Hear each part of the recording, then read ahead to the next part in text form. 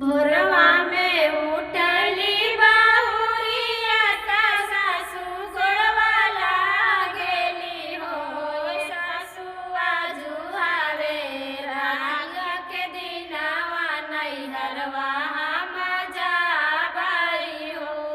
सासुआ जुहावे राखिया के दिनवा नैहरवा हम जाबाई हो।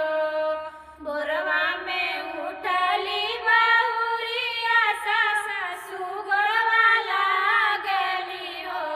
सासुआ जुहावे राखिया के दिनवा नैहरवा हम जाबाई हो। सासुआ जुहावे राखिया के दिनवा नैहरवा हम जाबाई हो।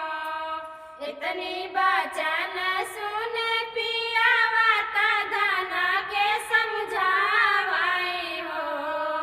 इतनी बचन सुन पियावा ता धना के समझावाई हो। दाना तू नहीं जाऊ नहीं हरवा बोलावई नहीं आएनी हो। दाना तू नहीं जाऊ नहीं हरवा बीराना नहीं आएनी हो। हे बाबू तू नहीं जाऊ नहीं हरवा केहू नहीं आएनी हो।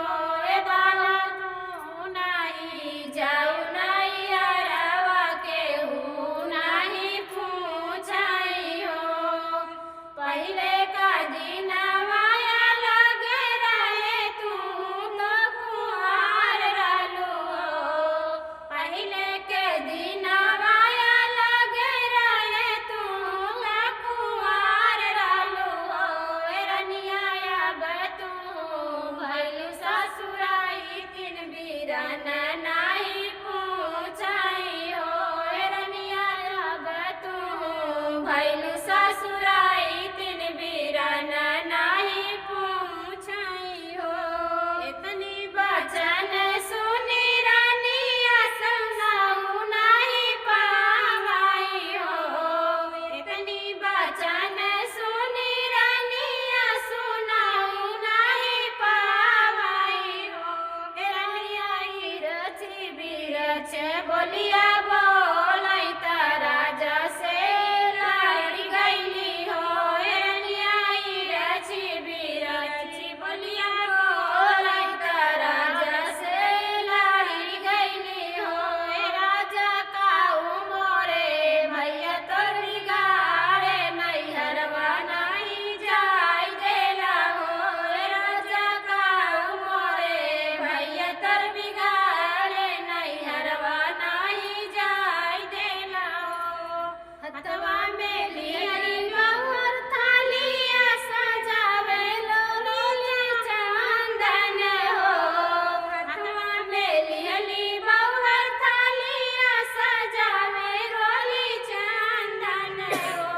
हथवा में लिहली बहुर थालिया सजावे रेशम डोरियानु हो। रनिया चल दिहली अपने नैहरवा भैया के राखी बांधाई हो। रनिया चल दिहली अपने नैहरवा भैया के राखी बांधाई हो।